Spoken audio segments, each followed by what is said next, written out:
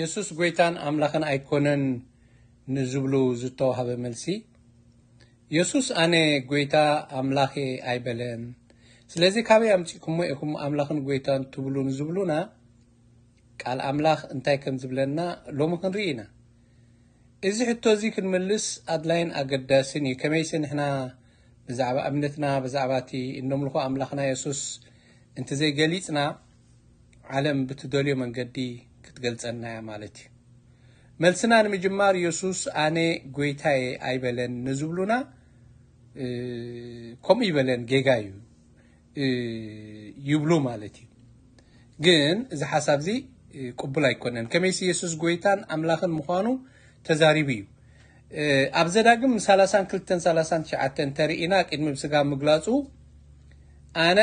ንሱም ሳይካል አምላኽ ከም ዘይልቦ ድማ ሕጂ ረአዩ ኢሉ ነጊርዎም ነይሩ ኣብ ሓድሽ ኪዳን ድማ ቁልፊ አነ ዝብለለን መግለጺታት ጎይታና ኢየሱስ ክንርኢ ከለና ቀዳመይቲ ኣብ ወንጌል ዮሐንስ 8:24 አነ ምዃነ እንተ ዘይኣመንኩም ብሓጢኣትኩም ክትሞቱ ኢኹም እሞ ስለዚ ብሓጢኣትኩም ክትሞቱ ኢኹም ዝበልኩኹም በሎም ያ ትብለና አነ ምዃነ እንተ ዘይኣመንኩም ብሓጢኣትኩም ክትሞቱ ኢኹም ዝብሎም ዘሎ መን ምዃኑ ክፈልጥዎ ደልዩ እዚ ሕቶ እዚኣ ዘቕርበሎም ዘሎ ስለዘይተረድኦም ኣብ ወንጌል ዮሐንስ 8:25 ሽዑ ንሳቶም ንስኻ መን ኢኻ በልዎ ይብለና ኢየሱስ ከዓ በሎም ኣነ እቲ ካብ ቀደም ነግረኩም ዝነበርኩ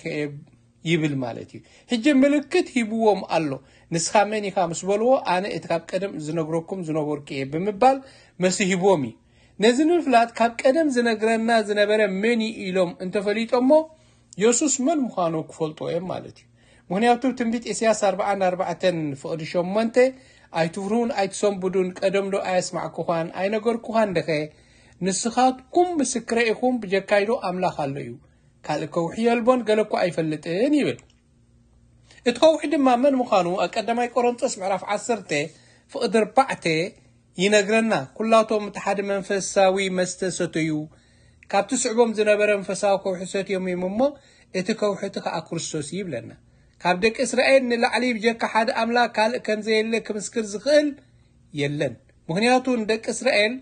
ብጀካቲ አዶናይ ኤልሻዳይ ኢሎም ጽውዕዎ ዝነበሩ ሓደን በይኑን እግዚአብሔር አቦ ካልእ ዘዛርቦምን ዝነግሮምን ኣምላኽ ኣይነበረን ስለዚህ ተሓቂ አነ እቲ ካብ ቀደም ዝነግረኩም ዝነበርኩ እግዚአብሔር አቦ ይዝብሎም ነይሩ እንተኾነ ግን ኣብ ወንጌል ዮሐንስ 8:27 ከም ዝነግረና ንሳቶም ብዛዕባ አቦ ከም ተዛርቦም ኣይፈለጡን ይብለና ማለት እዩ ኢሳይያስ 43:10 ከዓ አነ ከም ዝኾንኩም እንትከተስተውዕሉን ክትፈልጡን ክትኣምኑን ንስኻትኩም ምስክረይ ትዝሓሪኮ ባርያን ኢኹም ይብል እግዚአብሔር ቅድመይ ኣምላኽ ከቶ ይተደኮነን ድሕረይካ ኣይክኸውንን እዩ ይብል ኣብ ወንጌል ዮሐንስ ምዕራፍ 13:13 ድማ ብግልፂ ንስኻትኩም መምህርን ጎይታን ትብሉኒ ኣለኹም ኣነ ከምኡ እሞ ጽቡቕ በልኩም ይብል ኣብ ወንጌል ዮሐንስ ምዕራፍ 13:14-15 ድማ ኣነ መምህርን ጎይታን ከንሰይ ኣጋርኩም ካብ ሓጽብኩስ ከምቲ ኣነ ኣባኻትኩም ዝገበርኩዎ ንስኻትኩም ከምኡ ክትገብሩ መርኣይ ሂበኩም ኣለኹሞ ከምኡ ኣጋር ሕድሕድኩም ክትሓጽቡ ይግባኣኩም እዩ ክብል ከሎ ብግልፂ ጎይታ ምዃኑ ነጊርዎም ኣሎ ካልእ ተወሳኺ እቲ ዝመጽእ በዓል ጎይታና ኢየሱስ ምዃኑ ኩለን ሃይማኖታት ዝቕበሎ ሓቂ ጎይታና ኢየሱስ ባዕሉ ድማ ኣብ ማቴዎስ ምዕራፍ 24:42 ጎይታኹም በየነይቲ ሰዓት ከም ዝመጽእ ኣይትፈልጡን ኢኹም እሞ ንቑሕ ይብለና ንባዕሉ ጎይታ ምዃኑ ይገልጽ ኣሎ ማለት እዩ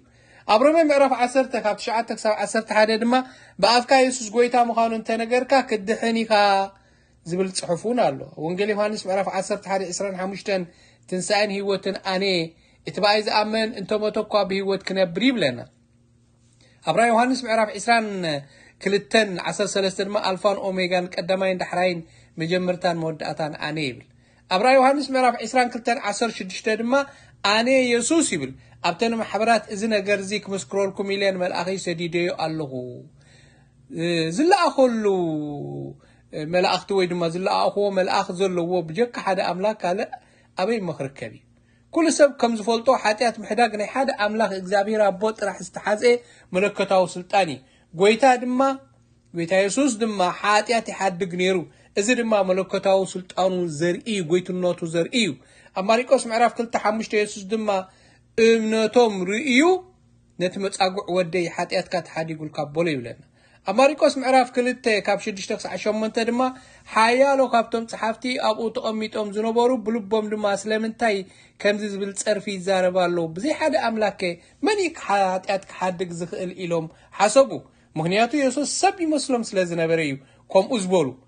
ጀካ ሓደ ኣምላኽ ድማ ሓጢአት ዝሓድግ ከም ዘየለ ድማ ይፈልጡ ነይሮም እዮም ኢየሱስ ግን ሰብ ስለ ዘይኮነ ብውሽጦም ልቦም እንታይ ሓስቡ ከም ዘለዉ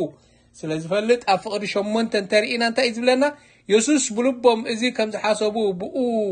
ብኡ ብመንፈሱ ፈሊጡ በሎም ንምንታይ እዚ ብልቦም ተሓስቡ ኣለኹም በሎም ይዝብለና ካልኡ ንህቦብላ ንፋስ ምህዳእ ምውታት ምትንሳእ ሓደ ኣምላኽ ጥራሕ ክገብሮ ዝኽእል ተኣምራት ምፍጻም ኢየሱስ ንሰዓብቱ መለኮትነቱን ጎይትነቱን ዝገልጸሉ ካልእ መግለጺ ብተወሳኺ ኣምልኾ ምቕባል ኣምላኽነቱ መለኮትነቱን ዝገልጽ እዩ ኣብ ዘጸአት ምዕራፍ 25 ከም ዝነግረና ንኻልእ ኣምላኽ ኣይትስገድሎምን ኣይተገልግልዎምን ኣነ እግዚአብሔር ኣምላካ ቀና ኣምላኽ እዩ ዝብለና ስለዚ እዚ ትእዛዝ ድማ ይፈልጥዮም ባዕሉ ኢየሱስ እውን ኣብ ሉቃስ ምዕራፍ 4:8 ንእግዚአብሔር ኣምላካ ስገድ ንዑ በይኑካ ኣምልኽ ዝብል ትእዛዝ ሂቡና እዩ ይኹን እምበር ባዕሉ ኣምላኽ ስለ ዝኾነ ኢየሱስ ንሰዓብቱ ከምልኽዎ ከለዉ ኣይጎንሖምን እዩ ነይሩ ምክንያቱ ባዕሉ ጎይታ እዩ ኣብ ወንጌል ዮሐንስ ምዕራፍ 28-29 ቶማስ መሪሱ ጎይታይን ኣምላኸይን በሎ ኢየሱስ ከኣሳላ ዝርኤኻኒ ዝኣመንካ እቶም ከይረኣዩ ዝኣምኑ ብፁዓን እዮም በሎ እምበር ኣነ ጎይታን ኣምላኽን ኣይኮንኩን ኣይበሎን እቲ ኣምልኮ ዝተቐቢልዎ እዩ ሐዋርያ ጳውሎስ ክምስክር ከሎ ብዛዕባ ጎይታና ኢየሱስ ኣብ ሮሜ ምዕራፍ 9:5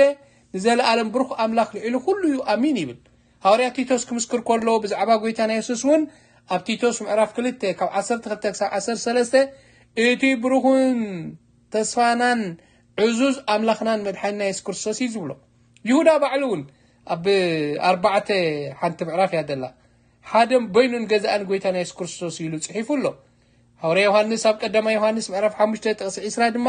ንሐቅ ኣምላኽን ናይ ዘለኣለም ህይወትን እዩ ይብለና ሙሴን እግዚአብሔር ኣቦ ስሙ መን ከም ዝበሃል ኣብ ዘጸአት 3:14 ምስ ሓተቶ እግዚአብሔር ኣቦ ድማ ሙሴ እቲ ዘለኹ ኢሉ መሊሱሉ ነይሩ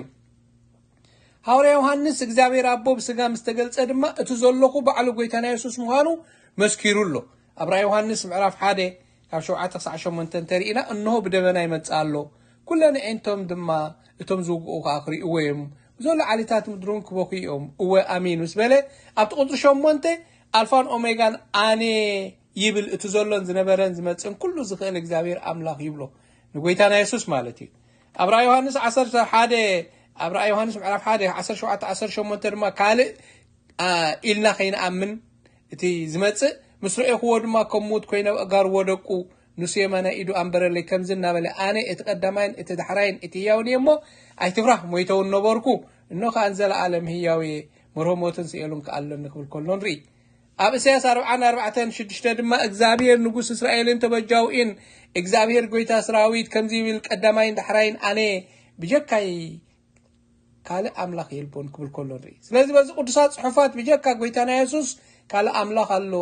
ኢልካ ምእማን ይከኣል ድዩ እግዚአብሔር ኣቦ ኣብ ስጋ ይግለጽ እምበር ስጋን ደምን የብሉን በዚ ቅዱስ ትምህርቲ ሰለስተ ጎይቶት የብልናን ሰለስተ ኣካል ዘለዎም ኣማልኽቲ ይብልናን ሰለስተ ዝፋናት የለን ሰለስተ መንፈስ የለን ኣምላኽናን ጎይታናን ሓደ እዩ ስለዚ ሓደ ኣካል ሓደ ጎይታ ሓንቲ እምነት ሓንቲ ጥንቀት ሓንቲ ተስፋ ሓደ ኣምላኽ ኢና ንኣምን